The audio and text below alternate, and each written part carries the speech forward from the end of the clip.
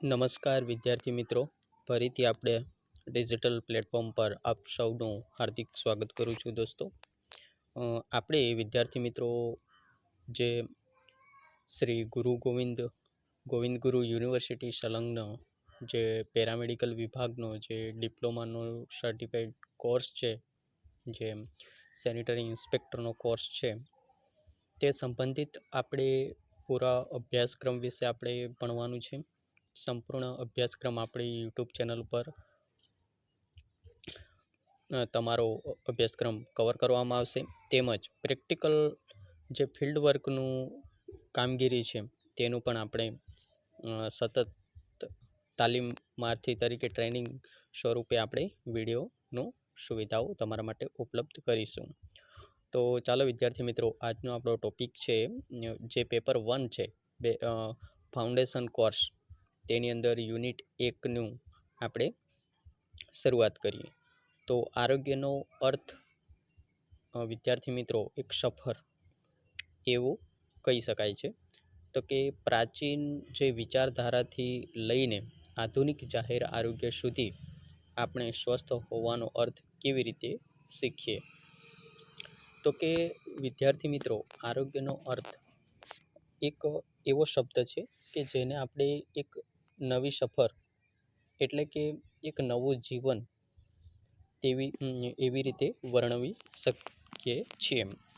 તો પ્રાચીન એટલે કે જે પ્રાચીન કાળમાં જે અલગ અલગ રોગો છે એને લઈને જે લોકોની વિચારધારા હતી, તે અત્યારે એટલે કે આધુનિક જાહેર આરોગ્ય સુધી કંઈક અલગ છે, જેને આપણે સૌ જાણીએ છીએ. આપણે સ્વસ્થ હોવાનો અર્થ અલગ અલગ રીતે સૌ કોઈ આપતા હોય છે વિદ્યાર્થી મિત્રો. તો આપણે આજે જોઈએ તો કે આરોગ્ય એટલે શું. તો કે ઘણા બધા વિદ્યાર્થી મિત્રોના પ્રશ્નો હશે કે આરોગ્ય એટલે કે આપણે તંદુરસ્ત હોઈએ, આપણને કોઈ જાતનો રોગ ના હોય, તેવું આપણે એક અનુમાન લગાવી શકતા હોઈએ છીએ. તો વિદ્યાર્થી મિત્રો, આરોગ્યની જે વ્યાખ્યા છે એ કંઈક અલગ છે, કે જે આપણે કહી શકીએ કે રોગની ગેરહાજરી કરતાં પણ કંઈક વિશેષ આરોગ્ય જે સ્વાસ્થ્યની જે વ્યાખ્યા છે તે છે. તો ચલો જોઈએ. તો કે સ્વાસ્થ્ય એટલે જે શારીરિક રીતે, માનસિક રીતે અને સામાજિક રીતે સંપૂર્ણ સુખાકારીની સ્થિતિ.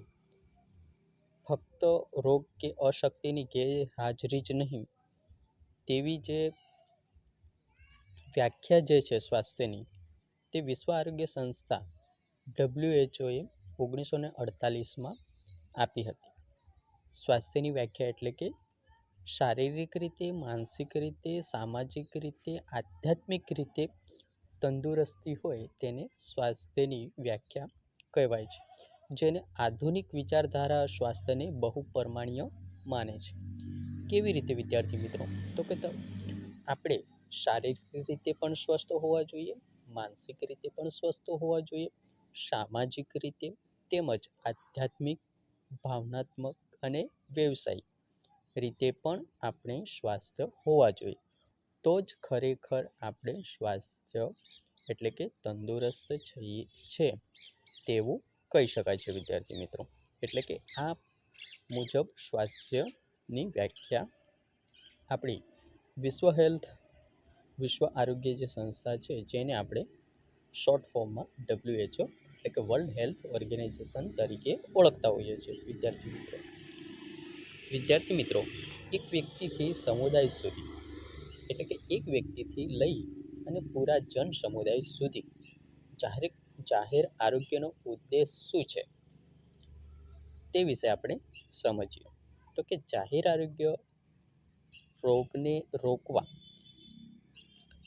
આયુષ્ય લંબાવવા જન સમુદાયનું અને સંગઠિત સામુદાયિક પ્રયાસો દ્વારા આરોગ્યને એટલે કે સારા આરોગ્યનું પ્રોત્સાહન આપવાનું એક વિજ્ઞાન અને કળા છે. ફરીથી વિદ્યાર્થી મિત્રો સમજાવી દઉં કે એક વ્યક્તિથી તેની સામે આખો સમુદાય એટલે કે આખો જનસમૂહ જે જાહેર આરોગ્યનો ઉદ્દેશ છે, એટલે કે જાહેર આરોગ્યનો ઉદ્દેશ શું છે?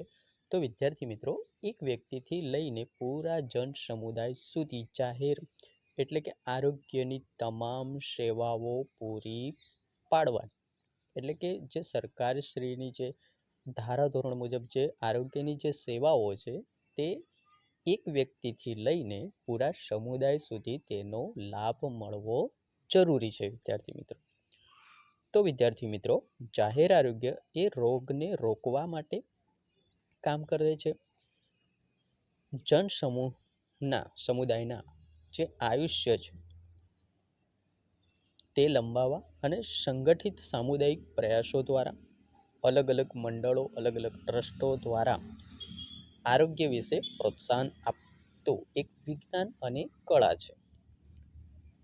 વિદ્યાર્થી મિત્રો, આ જે કળા છે, સી.ઈ. વિન્સલોએ 1920 દરમિયાન આ પ્રમાણેનું વાક્ય કર્યું હતું. હવે વિદ્યાર્થી મિત્રો, આરોગ્ય હવે કોઈ વ્યક્તિગત બાબત નથી, પણ સમુદાયની જવાબદારી છે. સંગઠિત સામુદાયિક પ્રયાસો નિર્ણાયક છે. સરકાર અને સમાજની આરોગ્ય સુરક્ષામાં મુખ્ય ભૂમિકા છે. એટલે કે આરોગ્ય એક એવી વસ્તુ છે, એક એવું ડિપાર્ટમેન્ટ છે, એક ભાગ છે સમાજનો, કે કોઈ પણ ક્ષેત્રની અંદર વિદ્યાર્થી મિત્રો તમે આરોગ્ય વિભાગ ના હોય એવું બની શકે નહીં. દરેક ડગલે ને પગલે તમે કોઈ પણ ડિપાર્ટમેન્ટની અંદર જાઓ છો તો મેડિકલ વિભાગ અવશ્ય હોય જ છે. તો આરોગ્ય હવે કોઈ વ્યક્તિગત બાબત નથી, પણ સમુદાયની, દેશની, રાજ્યની સંયુક્ત એક જવાબદારી માની શકાય છે. અલગ અલગ સંગઠિત સામુદાયિક પ્રયાસો નિર્ણાયક હોય છે. આમાં સરકાર અને સમાજની આરોગ્ય સુરક્ષામાં મુખ્ય ભૂમિકા હોય છે. એટલે કે આરોગ્યની અંદર, આરોગ્ય સેવાઓની અંદર સરકાર પણ સામેલ હોય છે, સમાજ પણ સામેલ હોય છે, જેથી કરી સારામાં સારું આરોગ્યની જે સેવાઓ છે, લોકોનું જે આરોગ્ય છે એ સારી રીતે સારું બનાવી શકાય. વિદ્યાર્થી મિત્રો, આપણે જોઈએ તો આરોગ્ય જે છે એ જ્ઞાનના પાયા. આપણે આ વ્યાપક સમજ સુધી કેવી રીતે પહોંચ્યા? એટલે કે આ આરોગ્ય શબ્દ એટલે કે આરોગ્ય છે શું, એ ક્યાંથી, કોને સંશોધન કર્યું? તો કે આરોગ્યની આપણી આધુનિક સમજ એક જ રાતમાં નથી બની. એટલે કે કોઈ એવું નથી કે રાતોરાત એનું સંશોધન કરી દીધું અને આપણે આરોગ્ય વિભાગ નું ડેવલપમેન્ટ કરી દીધું. એ એવું શક્ય નથી અને એવું બન્યું પણ નથી વિદ્યાર્થી મિત્રો. તે અલગ અલગ સદીઓના સંઘર્ષ અને વૈજ્ઞાનિક સફળતાઓ અને સામાજિક જે જાગૃતિના પરિણામ છે, ત્યાંથી આ આરોગ્યની પાયાની જે શરૂઆત છે એ પર્યાવરણ દ્વારા થઈ છે વિદ્યાર્થી મિત્રો. વિદ્યાર્થી મિત્રો, આરોગ્ય પ્રાચીન કાળમાં પણ એની મુખ્ય ભૂમિકાઓ હતી. એ વખતે પણ આરોગ્યને એટલું મહત્ત્વ અપાતું હતું જે આપણે ભણવામાં આવી ગયો છે, જેને આપણે ગ્રીક જે પ્રથમ સ્તર તો કે પ્રાચીન ગ્રીસ, રોમનો પર્યાવરણનું મહત્ત્વ સમજાવ્યું છે. પ્રાચીન સંસ્કૃતિઓએ રોગોના કારણોને વૈજ્ઞાનિક રીતે સમજ્યા ન હતા, પરંતુ તેઓ જાણતા હતા કે સ્વચ્છ પાણી, સ્વચ્છતા અને સારા નિકાલ વ્યવસ્થા આરોગ્ય માટે ખૂબ જ જરૂરી છે વિદ્યાર્થીઓ. કેવી રીતે? તો આપણે ભણવામાં આવી ગયું છે સમાજ વિદ્યા એટલે કે સોશિયોલોજી ની અંદર સોશિયલ સાયન્સ વિદ્યાર્થી મિત્રો. તો એની અંદર ગ્રીક ચિકિત્સા પદ્ધતિ હતી, તેમાં પણ શારીરિક તંદુરસ્તી પર ભાર મૂકવામાં આવેલ છે. ત્યારબાદ રોમન એન્જિનિયરિંગ કે જેની અંદર આપણે અલગ અલગ પાણી પુરવઠા, સ્નાનાગર અને ગટર વ્યવસ્થાનું નિર્માણ વિશે આપણે અભ્યાસ કરી ચૂક્યા છીએ વિદ્યાર્થી મિત્રો. તો એક નવી કટોકટી એટલે કે આરોગ્યનું વધારે એટલે કે વધારે એના ઉપર ભારણ ક્યારે વધ્યું? તો કે આરોગ્ય ખરેખર લોકો માટે અને લોકોના જનસમૂહ માટે અને એક રાજ્ય અથવા તો દેશ સર્વોપરી માટે ખૂબ જ જરૂરી છે. આ વસ્તુ ક્યારે સૌથી વધારે આનું ધ્યાન દોરવામાં આવ્યું? તો કે એક નવો યુગ આવ્યો વિદ્યાર્થી મિત્રો, જેને ઔદ્યોગિક ક્રાંતિ તરીકે ઓળખવામાં આવે છે, જે શહેરોને રોગના કેન્દ્ર બનાવ્યા. એટલે કે જે રોજગારી ગામડાઓ ગ્રામીણ ક્ષેત્રોમાં હતી નથી, ઔદ્યોગિક ક્ષેત્રો ક્યાં શરૂઆત કરી? તો કે શહેરોની અંદર.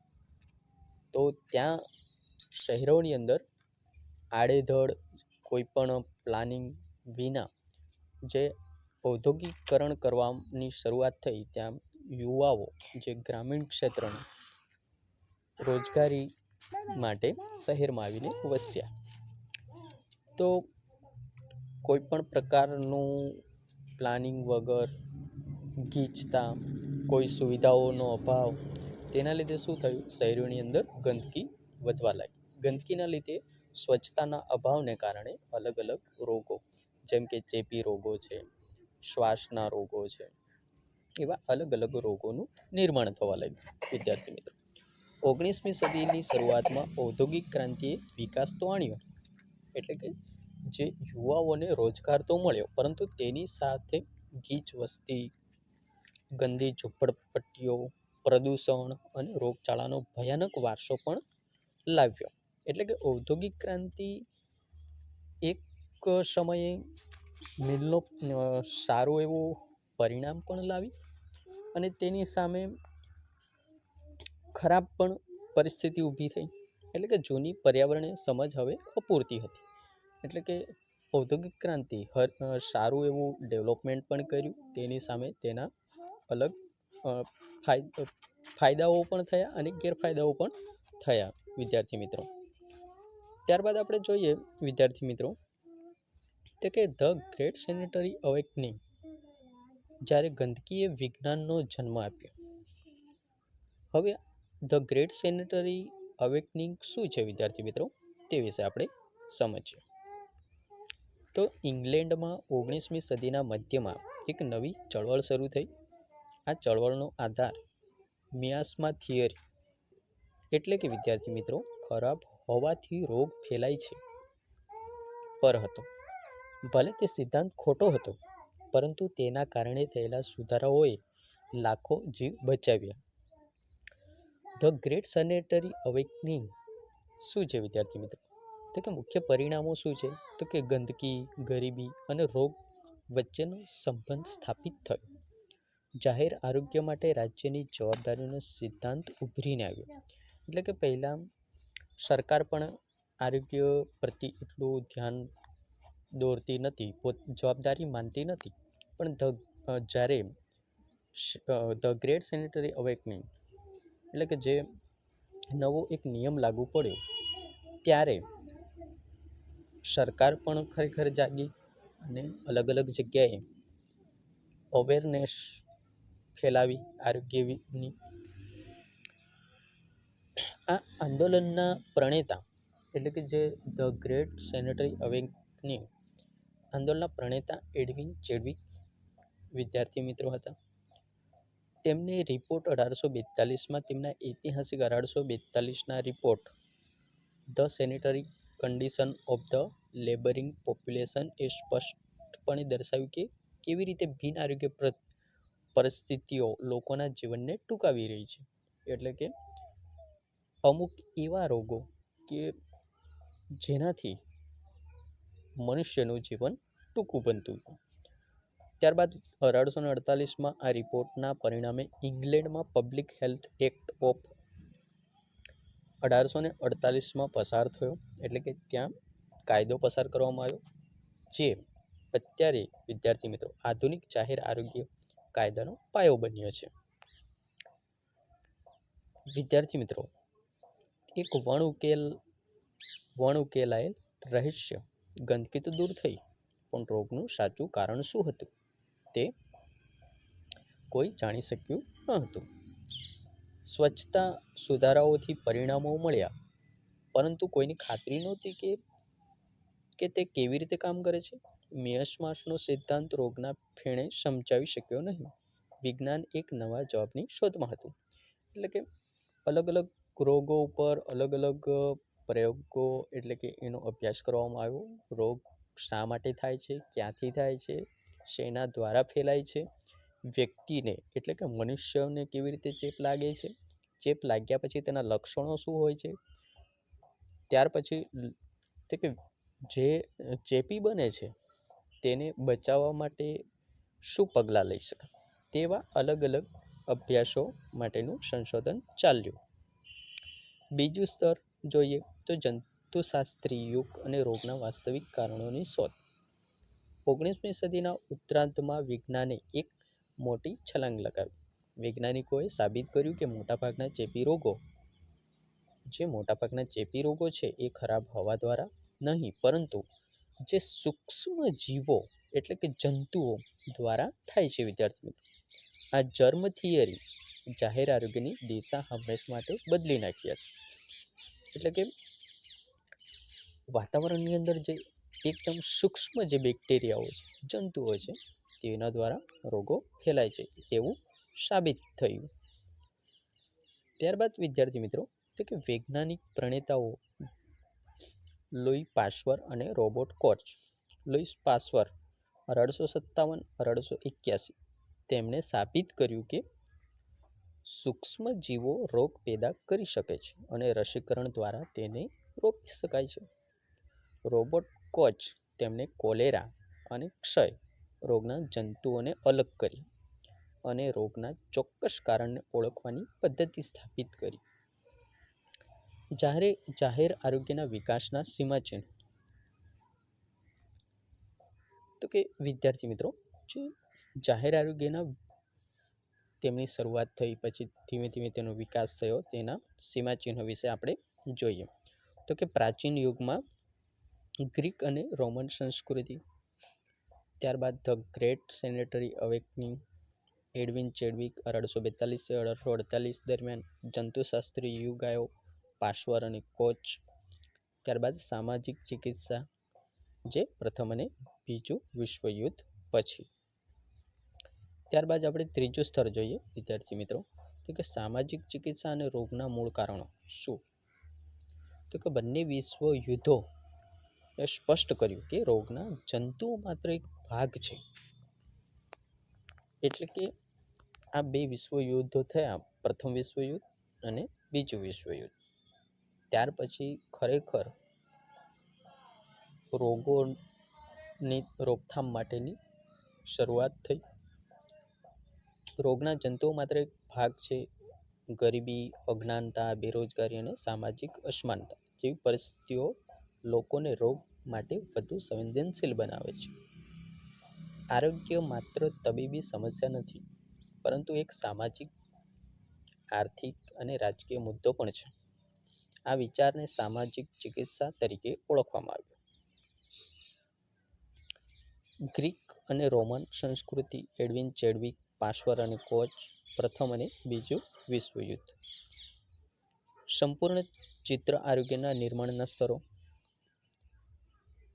તે કે આધુનિક જાહેર આરોગ્ય આ ત્રણેય સ્તરો પર એક સાથે કામ કરે છે. તે પર્યાવરણને સુરક્ષિત કરે છે, વૈજ્ઞાનિક જ્ઞાનનો ઉપયોગ કરે છે અને રોગના સામાજિક મૂળને સંબોધિત કરે છે. આ રીતે આપણે WHO દ્વારા નિર્ધારિત સંપૂર્ણ સુખાકારીના લક્ષ્ય સુધી પહોંચી શકીએ છીએ. ત્યારબાદ વિદ્યાર્થી મિત્રો, આ જે તમારો વારસો, તમારી જવાબદારી, એક આધુનિક સેનેટરી ઇન્સ્પેક્ટર એટલે કે વિદ્યાર્થી મિત્રો, જો તમે ડિપ્લોમા સેનેટરી ઇન્સ્પેક્ટરનો course regular theory, regular practical સ્વરૂપે જો તમે સારી રીતે તેનો અભ્યાસ કરશો, તો તમે સારા એવા સેનેટરી ઇન્સ્પેક્ટર એટલે કે આરોગ્ય કાર્યકર તરીકે તમે પોતાનું કરિયર બનાવી શકશો. ઘણા બધા વિદ્યાર્થીઓ અત્યારે, વિદ્યાર્થી મિત્રો, જો હવે પ્રેક્ટિકલ વસ્તુ વધારે છે.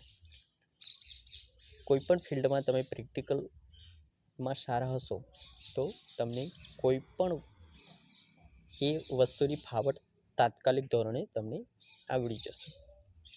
એટલે કોઈ પણ સંસ્થામાંથી તમે સેનેટરી ઇન્સ્પેક્ટરનો કોર્સ કરો છો તો પહેલાં અગાઉના વર્ષના ત્યાં અભ્યાસ કરી ચૂકેલા સાથી તમારા મિત્રો જોડે ચર્ચા વિચારણા કરી લો.